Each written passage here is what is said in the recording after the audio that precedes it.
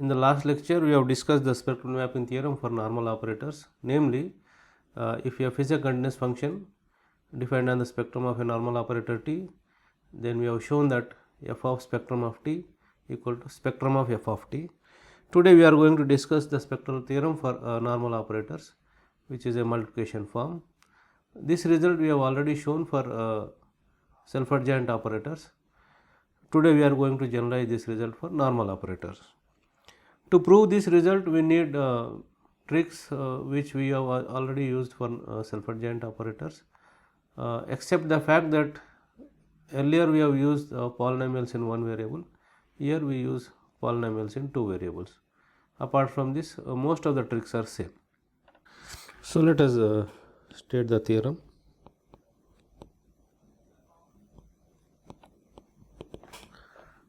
Okay, let T be a normal operator, then there exists a finite measure space x comma mu and an essentially bounded function phi in L infinity of x mu such that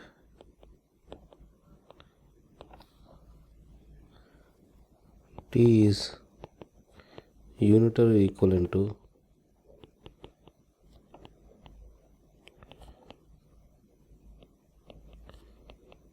m phi. Here we assume the space to be separable. For non-separable Hilbert space also the same result can be proved, but in the separable case the proof is simpler. Okay, for that reason we assume that H to be separable. So here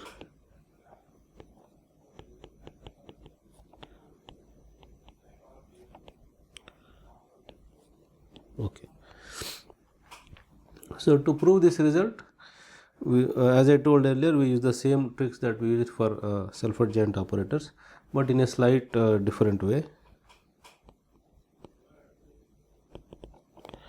So we want to first discuss what are the ideas involved in this proof. The first result, that T is normal,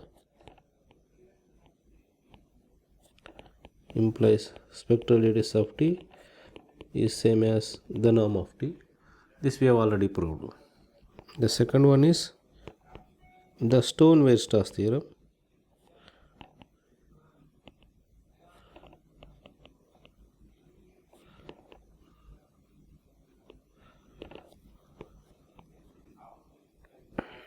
If you look at the set P of Z, Z bar, where P is a polynomial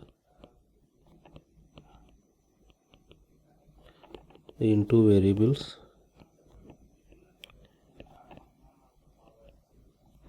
so this is dense uniformly,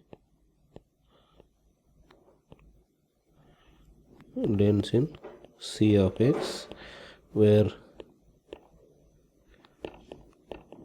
x is a compact Hausdorff space.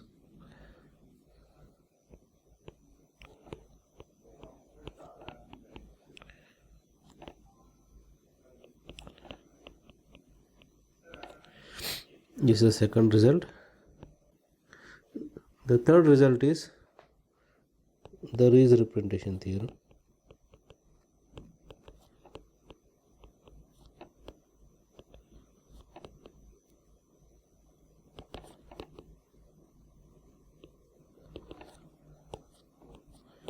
It says that if x is a compact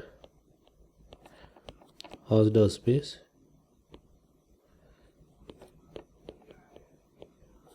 and gamma is a functional from C of x into C is a linear bounded and positive functional,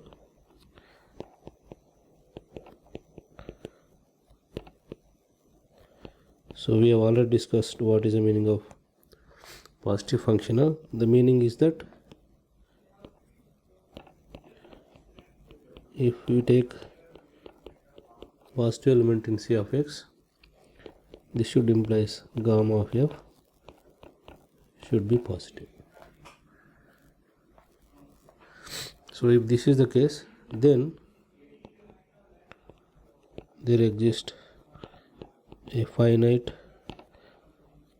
Borel measure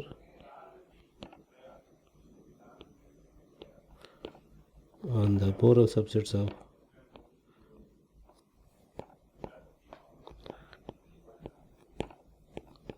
x such that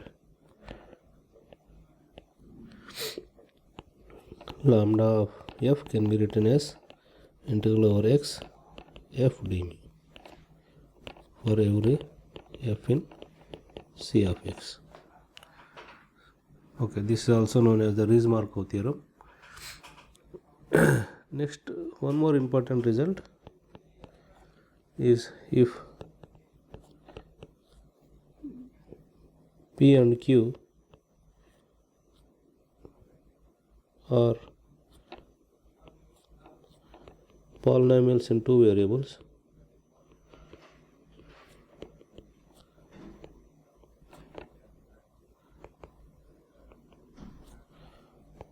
z1 z2, such that q of z1 z2 is z1 into p of z1 z2, then we have q of t star is nothing but t p of t star. So this result we will be using. So these are the four important results we need to prove our result. Okay, so let us look at the proof.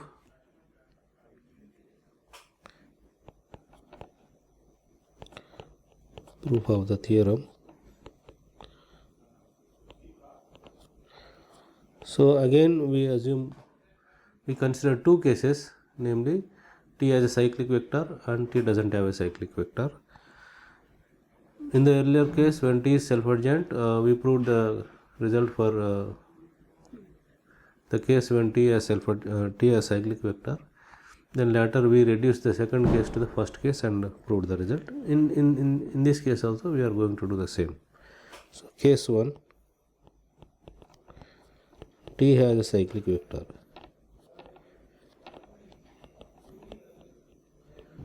Vector xi in H, of course xi is non-zero. So that is, we know that span closure of xi, t square xi, so on, this is dense in H. Or we can say that if you take polynomials in T and acting on xi, P is a polynomial. So closure of this is dense in H. Now from this what we are going to do is that we are going to consider a bigger set which is bigger than the set xi, t square xi, so that automatically it is dense. So let us look at. So since xi is a cyclic vector, so clearly we have the following. If you look at span closure of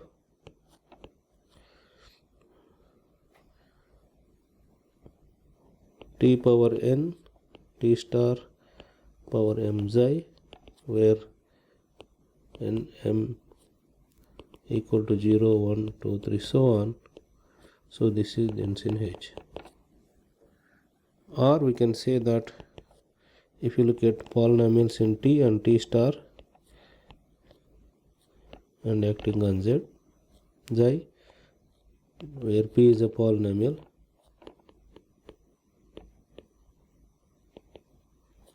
in two variables,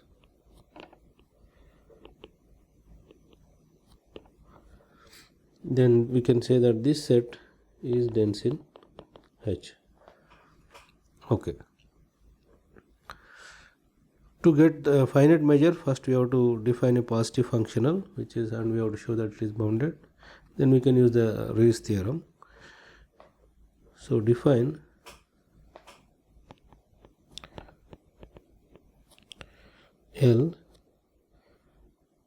LP of LP is inner product of P of T star acting on J with J.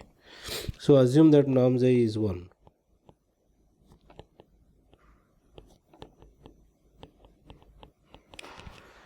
Okay. So where P is a polynomial in Z and Z bar. Okay. So then it is easy to check that L is linear. We want to show that this is also bounded. So if we consider mod LP, this is less than norm of P of T star into norm J square, that is 1. So this is norm of P of T star. Since P is a polynomial in 2 variables and T is normal, P of T star is a normal operator. So this is nothing but supreme of P lambda bar, where lambda is coming from spectrum of T. So this step is coming from the spectral mapping theorem. Okay. So we can say that this is subnorm of P. Hence we can say that L is bounded on the space of all polynomials in 2 variables, and that is dense in C of X. So here let us take X to be spectrum of T. So L can be extended to the full space C of X as the space of all polynomials with in 2 variables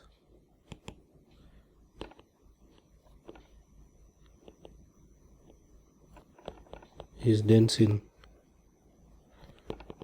C of X by the Stone-Weierstrass theorem. So we can extend L to the full space C of X.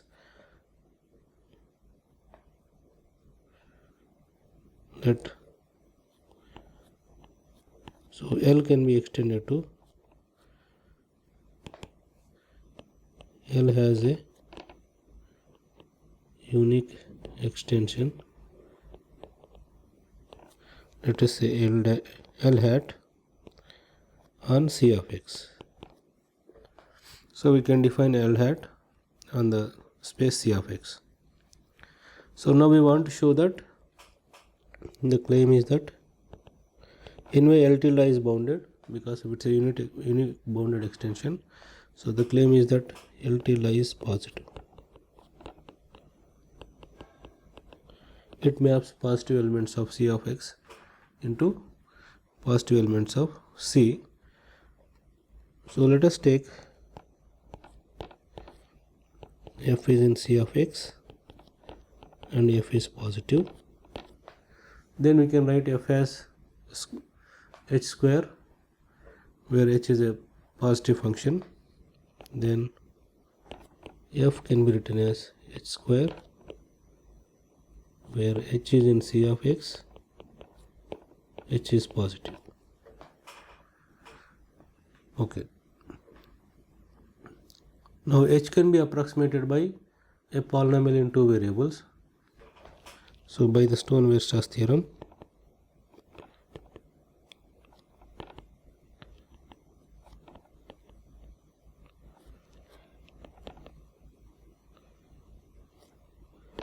For any epsilon positive, there exists a polynomial p of xy in real variables x and y such that p of xy approximates h of x plus iy. Hence we can say that p of xy square minus h of x plus iy square is modulus less than epsilon for all x plus iy is in x. Okay, so let us call this inequality as 1. Now we want to show that whenever g is positive, so whenever f is positive, L tilde of f is positive. So what exactly we do is we approximate L tilde of f by sequence of positive operators. So let us write h as the real part of t and k as the imaginary part of t. Then h and k are self-adjoint.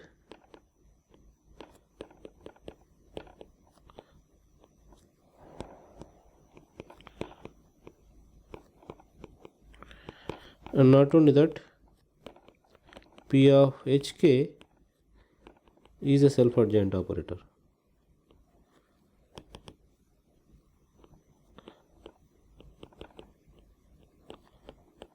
Because p is a polynomial in two variables with real coefficients.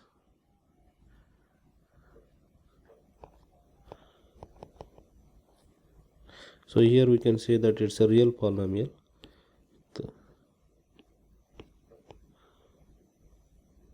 Okay. So for that reason we can say that p of hk is self-adjoint. So hence if we consider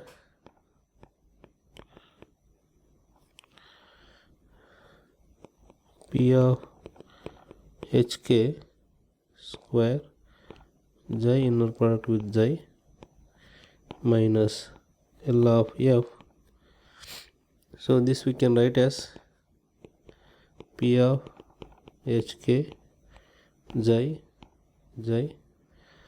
We can actually write, since norm xi is 1, so we can write this as p of L of hk minus L, this is L tilde of f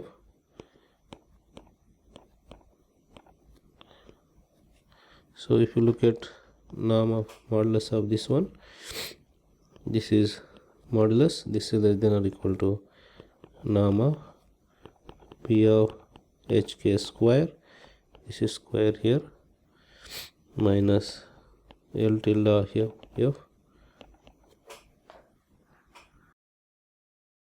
By looking at the definition of L tilde, we can actually show that this is supreme over mod p of xy square minus h of x plus iy square, because L tilde f is nothing but limit of L of Pn, where Pn's approximate f. Now using that we can show that this is exactly supreme of mod pxy square minus h of x plus iy whole square, where x plus iy is in x. But we know that this is less than epsilon. That means we are able to approximate L tilde f using p of hk square xi with inner product xi.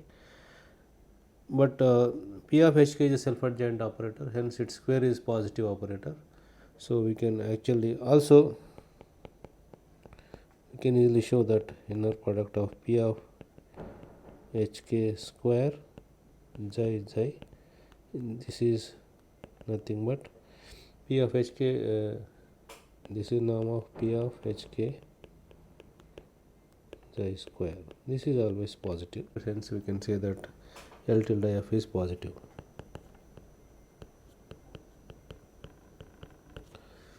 Okay, we have shown that L tilde is continuous, it's a linear and it is positive, hence by the Rees theorem there exists a finite measure mu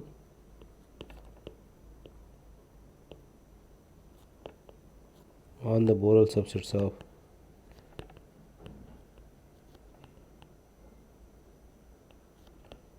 X such that L tilde of any f is nothing but integral over x f d mu. So let us call this equation as 1. So this is true for every f in C of x. Okay, so we got a measure. Now we want to define phi, as well as we want to define what is u. So define phi of z equal to z for every z in x, that is spectrum of t. So let us call this is equal to operator on L2 of mu. So instead of defining on L2 of mu, we define on the space of all polynomials in two variables. So let us take, so define, so u naught of p as p of t star xi, where p is a polynomial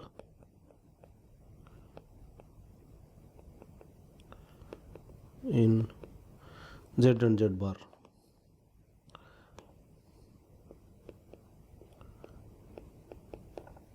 Okay, the idea is that we want to show u naught is an isometry, and we extend this isometry to the full space using the fact that the space of all polynomials in two variables is dense in L2 with respect to the L2 norm. Okay, now let us look at the isometry part. So it is easy to check that this u naught is linear. So next we want to show the isometry. So if you look at norm u naught of p square, that is norm of p of t star xi square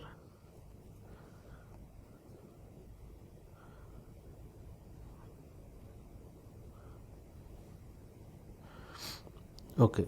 So this is nothing but inner product of p of t star xi with itself, p of t star xi. This we can write as p of t star p of t star xi inner product with xi.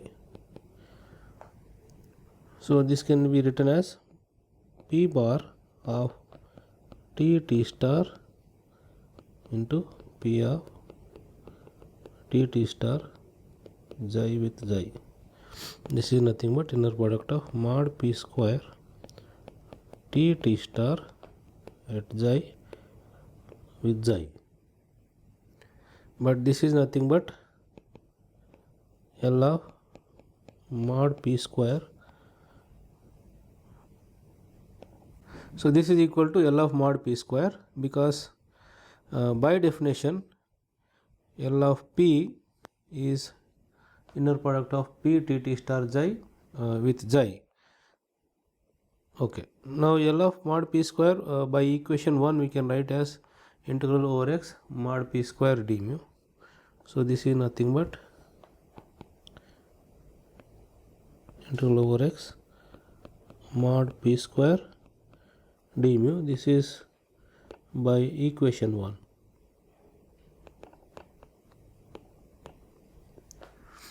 Okay, so this is nothing but L2 norm of the polynomial square. So therefore we can say that u naught is an isometry. Next we want to show that it can be extended to the full space, and the extension is unitary. Let U be the unique isometric extension of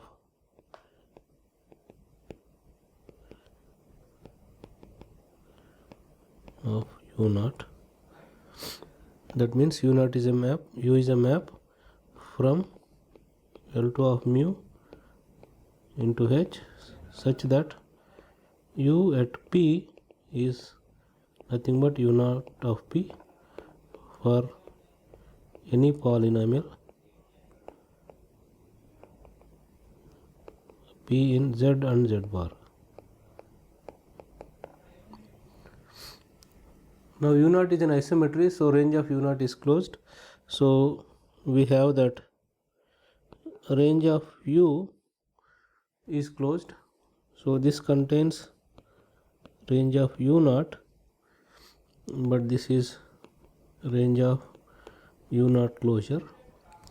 Now U naught is a map from the space of all polynomials into H, but range of U naught is nothing but span closure of P of T star xi, where P is a polynomial in Z and Z bar. But we know that because xi is a cyclic vector, so this is H. So therefore range of U is H. That means U is unitary. Next we want to show that, next claim, we want to show that U star Tu equal to M phi. Let P be a polynomial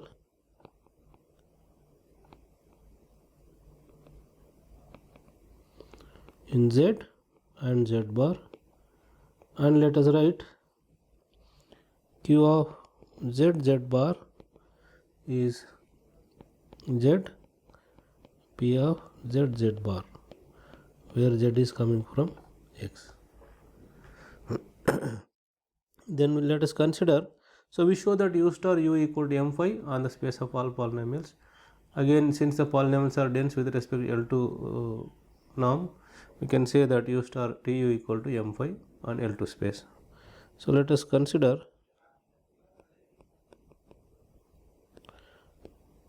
U star Tu acting on P. This is U star is U inverse because U is unitary. Now U of P is P of T star xi. Okay, so now this is U inverse of T of P T star xi. This is nothing but Q of T star xi. Now you know that U of P is P of T star xi. So U inverse of P T star xi is nothing but P. So in this case it is Q. U inverse of Q T star xi is nothing but Q. But Q is nothing but MZ P, where MZ of MZ is a multiplication operator.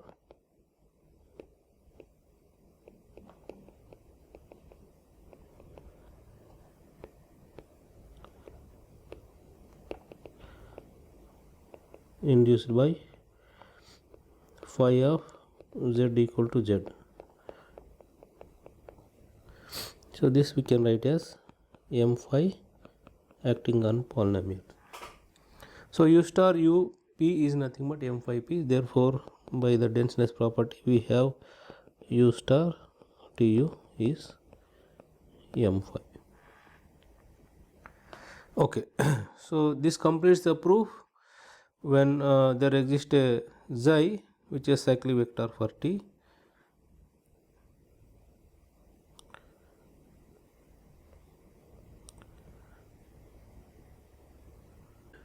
Now let us look at the other case, case 2.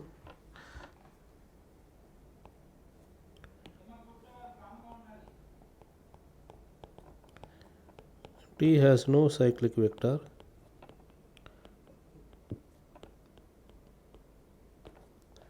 So in this case, let us start with some xi1 in H such that xi1 is non-zero. In fact, we can assume that norm xi1 is 1. So then consider the space H1 as span of t power n, t star power m, xi, where nm equal to 0, 1, 2, 3, so on.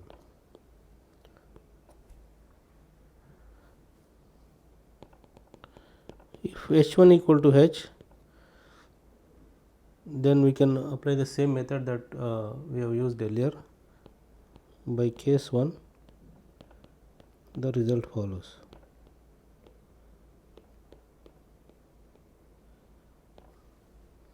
If H1 is properly contained in H, then we can say that H can be written as H1 orthogonal direct sum with H1 perp.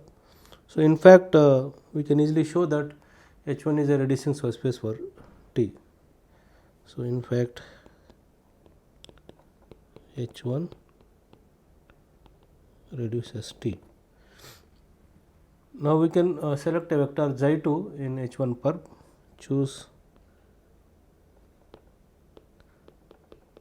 H1 perp, norm xi2 equal to 1, and consider define H2 as span closure of t power n, t star power m, xi, where nm equal to 0, 1, 2, 3, so on. Then H2 is again reducing subspace.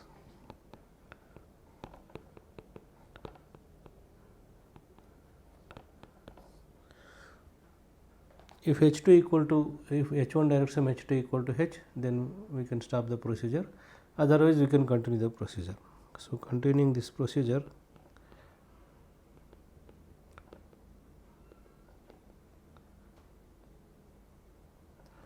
we can find reducing subspaces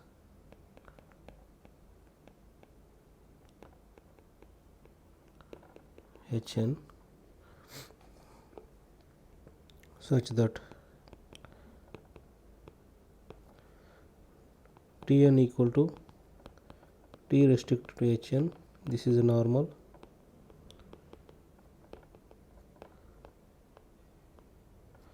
and Tn is unitarily equivalent to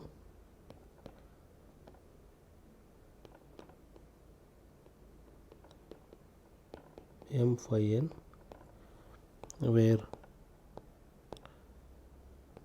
phi n's are in L infinity of xn mu n. Here xn is nothing but spectrum of T restricted to Hn, and mu n is the corresponding measure. Okay. Now what exactly we want to do is, so we have that, so we can write down H as direct sum of Hns by Jones lemma. So by Jones lemma,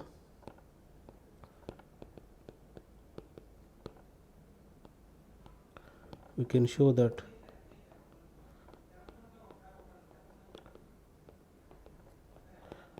H equal to direct sum of Hns.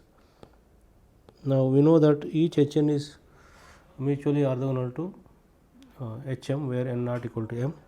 So this is a direct sum of reducing subspaces, and T can be written as direct sum of Tn's. Now we can easily show that T is unitarily equivalent to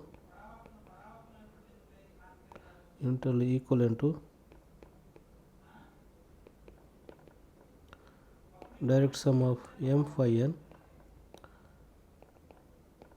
on the space direct sum of L2 of xn mu n.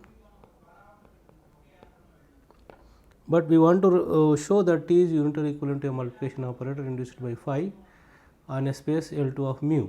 So, that means we have to find mu and phi. Okay. So, let us, so by multiplying with a suitable constant,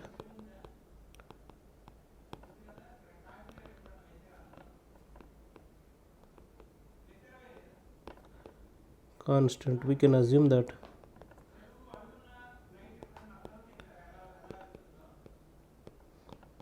mu n of x n is less than or equal to 1 by 2 power n for every n. Okay. So, in fact, we can make sure that each x n is disjoint with x m when n not equal to m. We can rearrange x n's in that way. So, if needed, rearrange elements of the sets x n so that x n intersection x m is empty for n not equal to m, and x can be written as union x n. Now, to define a measure, we need a sigma algebra on x. So, declare that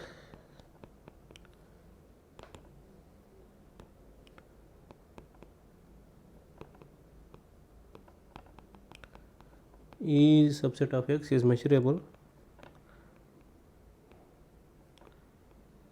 if and only if E can be written as countable union of E n's, where E n is subset of x n is measurable. In fact, this is true for every n. So, this is how we define measurability of a set subset of x. So, on this sigma algebra, on the collection of such kind of sets, we can define a measure mu. So, define if, so let us take if E is union E n, E n is coming from x n and measurable, then define mu of E to be summation n equal to 1 to infinity mu of E n. Now, we know that E n is subset of x n and mu n of x n is less than 1 by 2 n.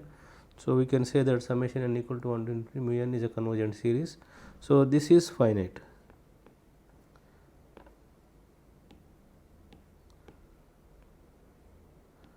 So, therefore, we can say that mu is a finite measure.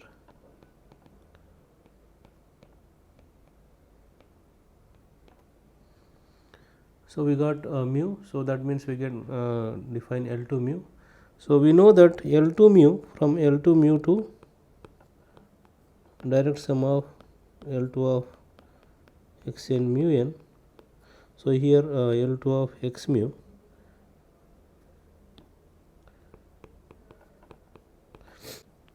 take a function f here, it is mapped to f1, f2, f3 so on, where f n is nothing but f restricted to x n.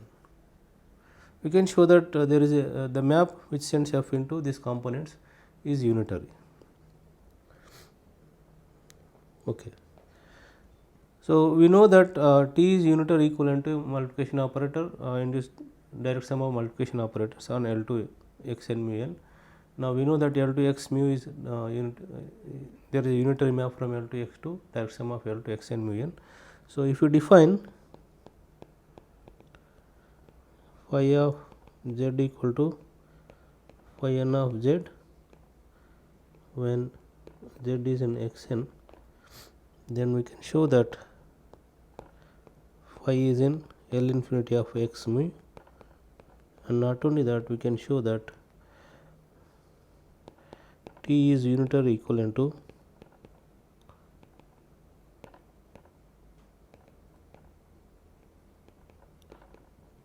m phi, because T is unitarily equivalent to direct sum of m phi n on L2 of direct sum of L2 x n mu n.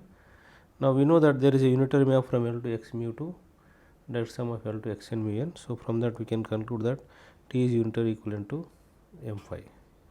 So, this completes the proof of the spectral theorem. As we mentioned in the self adjoint case, this representation as a unitary equivalence to multiplication operator is not canonical, whereas in the self adjoint case we have shown that if you represent T using the spectral family generated by T, then that representation is canonical. Now, we can ask the question, can we have the similar kind of representation for normal operators in a unique way? So, in fact, that is true. We will be discussing those details in the next class, that is the spectral measure version of the spectral theorem for normal operators. I will stop here. Thank you very much.